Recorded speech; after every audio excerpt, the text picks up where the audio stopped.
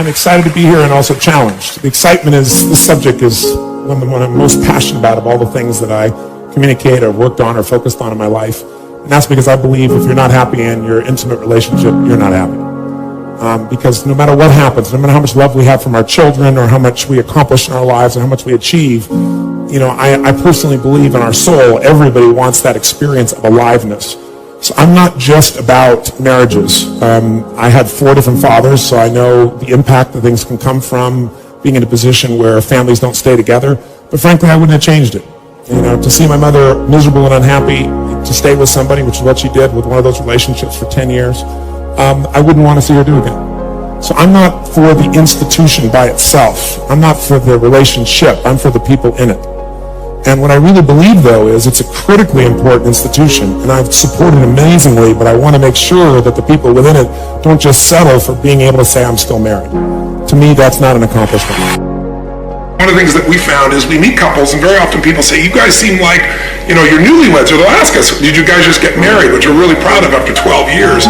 But it's not a matter of time that makes that difference. If you're single, one of the reasons that people find themselves in a relationship that they're unhappy with is they're filtering today's relationship through the past. And one of the things that we've done for anybody we're going to help is get you to clear the decks of the past and step into who you're with right here and right now. That can start to create a difference. Because in the beginning of a relationship, what were you willing to do for that person? Anything, right? Anything, whatever it takes.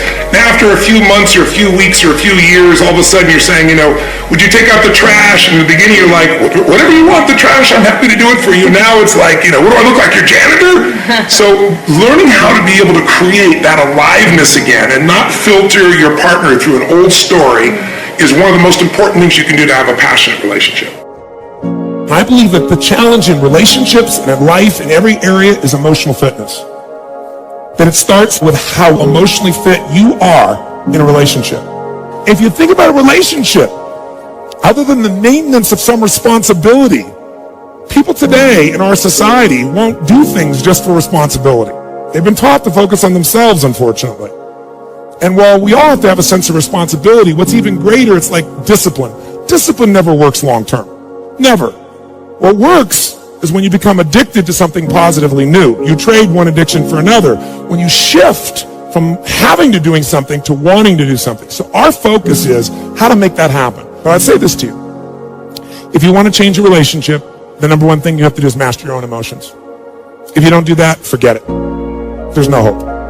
And what's wonderful, though, is it's easy to do if you know how. But none of us have been taught really emotional leadership. Emotional management is the very minimum, much less how to direct and shape ourselves. I don't mean faking your emotions. I don't mean pushing them down. I don't believe in positive thinking, although you may think that from watching, some of the media coverage, because people see me in an audience and there's 12,000 people and they're jumping and leaping and people go, oh, they're just in this motivational stuff. It's not that. It's that energy is part of life. And if you're sitting passively listening, you're not going to be able to listen very long, certainly not 50 hours, anything like that. If you turned on and you saw a rock and roll concert, you'd see people cheering, going for it. If you went to a sporting event, why do people do it? Because there's an energy there. So I create that in those environments. But I'm not into positive thinking. I'm not here tonight to tell you to go to your garden and say, there's no weeds, there's no weeds, there's no weeds, there's no weeds. I'm very clear that I believe that life is about leadership and being truthful to yourself. And so I believe, number one, that the mandate for any great relationship and the mandate for anybody to lead their own life and not be a follower is you got to see things as they are, but not worse than they are. Because that's where most people go. That's where they go in relationship. That's why they start to tear it down. That's why the relationship starts to break down, because people get scared when it isn't working out, and then they make it worse than it is so they don't have to try. Because they don't want to try again and be disappointed. They don't want to feel that sense of rejection. They don't want to feel that sense of failure. So most people make it much worse than it is. People tell me all the time, oh, I'm skeptical, or I'm pessimistic. I said, no, you're gutless. It takes no guts, it takes no courage to be a pessimist, to say it's not going to work, to try to find out what's wrong. What's wrong is always available. So is what's right. So I'm not into positive thinking, but I am into intelligence. And intelligence says, see it as it is, don't make it worse than it is. You must immediately clarify what has to be changed. Whenever you have what you used to call a negative emotion, you're now going to call an action signal. You know that action signal is signaling you need to change one of two things. Either your perception or your procedure. Now let me clarify what I mean by that. Your perception might be, for example, that, gosh, you feel hurt. You feel like your husband doesn't love you so much anymore, or your wife doesn't love you so much anymore because, gosh, when you first met, boy, all you had to do was, look at them and they dropped their newspaper and came over and hugged you. Now they don't. You have a sense of loss and that hurts you inside. And that hurt is a lot more painful than the feelings of just being uncomfortable. The point, though, is this. Is this an appropriate emotion for you to feel based on this situation and this time with this person? That's really the question we want to ask ourselves whenever we have an emotion. We know that when we have that signal, we need to first identify it, and then secondly, immediately appreciate this signal is offering us a message, and the message is we need to change. Again, our perception or our procedures. So our perception might be, person doesn't love me. Do we need to change our perception? Do we have some rules that are inappropriate in this situation? And the answer here probably is yes. Wouldn't you agree? This person is just wrapped up in what they're doing because they're just immersed. It doesn't mean they love you any less. What this emotion is telling you is you need to change your perception because otherwise you're going to feel pain for no reason. You might also look at this same situation as a symbol that you need to change your procedure. Procedure means the way you're proceeding with this information. In other words, what this may be is a signal to you that you really aren't communicating your real needs to your husband or to your wife. Maybe what you need to do is change your procedure, and instead of feeling hurt or instead of feeling uncomfortable, turn to your husband or wife and say, honey, I know you're wrapped up in your work. I know you're totally immersed. I know you're trying to do stuff that supports the whole family here. But you know what? I just need, 3 minutes with just you and I, because I really need right now to just feel loved by you. I need to hold you. I need to feel connected to you. Now, if that person starts to get upset, obviously you're getting feedback that your procedure still didn't work. You have to be a little more flexible, a little more creative, or maybe a little bit more loving in the way you do it. Or maybe change the timing in which you go about something. But that's changing procedure, changing the way you communicate. Or another way of changing procedure might be it's a signal that says that the way you're communicating your husband or wife doesn't make them want to make you feel loved right now. That your present behavior may be turning them off. For example, let's say you feel rejected by them because when you come in the door, they don't rush up and give you a hug. They're immersed in something. Now, how do you respond to that? Well, what a lot of people do when they feel rejected is they feel uncomfortable with it, or they feel hurt, or some people get angry when they feel rejected. Now, what's the message of anger? The message of anger is you have a standard for your life, something that's important to you, and it's not being met by another person, or maybe even not being met by you. Sometimes we get angry because we're not living our own standards, huh? So let's say as a result, one of your standards is that people who love you, they run up and they greet you in your home. They don't do that today. Well, you feel angry. One of your standards has been violated. Something you believe important is not happening, and now you're angry about it. How do you respond now to your spouse who doesn't even know what's going on? Maybe you give them a dirty look, or maybe you make some snide remark, or you find something wrong with what they're doing. As a result, this person may very well purposely reject you. Now when you're feeling this rejection, you're feeling this hurt or this anger, and you say, okay, this anger means I have a message here, a signal. Signals I need to change either my perception or my procedure. Maybe you don't need to change your perception. Maybe they really are rejecting you deliberately. Maybe the procedure is not only how you communicate, but how you're behaving. Maybe you need to look and say, I'm not treating this person in a very loving way. No wonder they're giving me this feedback. I need to change me. Are you following me so far? So we're always getting the message. We're identifying the signal. We're appreciating the message and knowing the message is telling us we either need to change our perception or our procedure. The way we're communicating, the way we're behaving. See, I believe the most powerful force in the world is to be consistent with the thoughts, ideas, concepts, and beliefs you hold to be true about yourself. That is what identity is.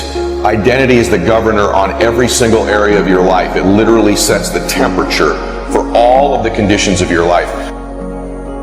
That says we know what we are, but not what we may be. Getting what you really want and being able to attract it into your life. What we have to look at is basically the obstacles that we have conditioned ourselves. You notice I say that we have conditioned ourselves, because I've never believed that we need to be putting the responsibility on someone else. If you're conditioned, it's because you have allowed yourself to become that. And if we've conditioned ourselves to believe certain kinds of things, and one of the things that we kind of believe and hang on to and live with is this whole idea that all of the things that happened to me in my past are what are keeping me from doing what I'd like to do today. Life is meant to be lived joyously. It truly is. If you're doing and living a life that's not joyous and happy, something is wrong and you need to make a change. Right? We're here on this planet for a finite amount of time. Make it a good one. When my guru was dying, one of the last things he ever said was, "What an amazing life. I would not have traded it for anything in the world." And I said to myself, what beautiful words to hear from a dying man. I would love to be able to say in my last breath, look back on my life and go, what an amazing life it was. And that was just, I couldn't do it again, even if I tried. That was just fantastic. In order to do that, we really need to know what we want. There becomes a time when you no longer fit in your old story. There's a new part 2 trying to be born for you. And it requires you to own every part of the past, but own every part of the possibility. And on the other side of that, the diamonds that will drop out of your mouth, the diamonds that will come birthing from your soul, the seeds that will be planted, and the harvest that will grow, you will be barely recognizable. But better than that are the people around you. Because when you change, you is just one person. But when you become a force to be reckoned with, then your voice permeates.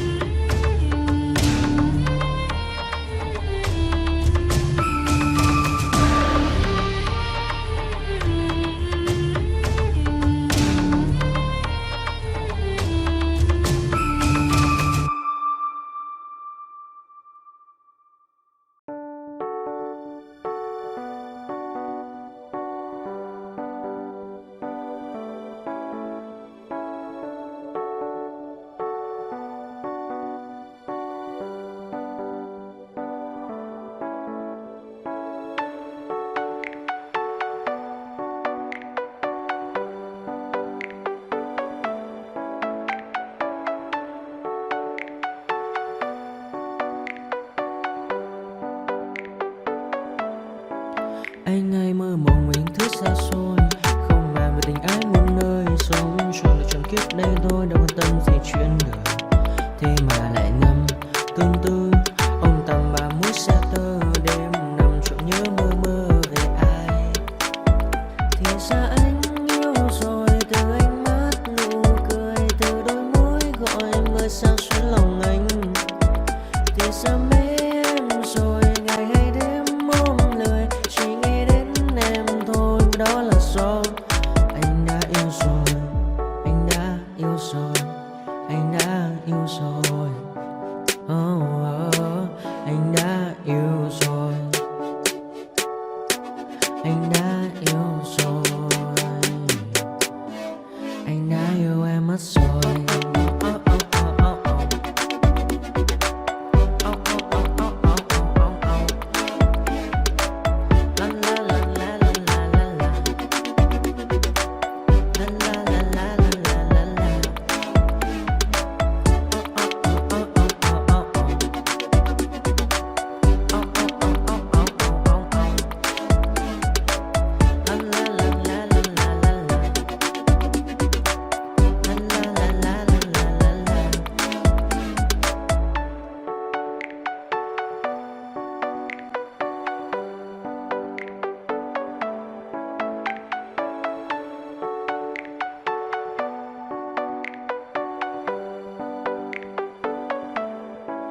Anh hay mơ mộng mình thứ xa xôi, không bàn về tình ái muôn nơi. Sống trọn được trọn kiếp đây thôi, đâu quan tâm gì chuyện đời. Thế mà lại nằm tương tư, ông tầm bà mũi xa tơ. Đêm nằm trộn nhớ mơ mơ về ai. Thì ra anh yêu rồi, từ ánh mắt nụ cười, từ đôi môi gọi mưa sao xuyến lòng anh. Thì ra mê em rồi, ngày hay đêm ôm lời, chỉ nghĩ đến em thôi. Đó là do anh đã yêu rồi, anh đã yêu rồi, anh đã yêu rồi. Anh đã yêu rồi, anh đã yêu rồi, anh đã yêu em mất rồi.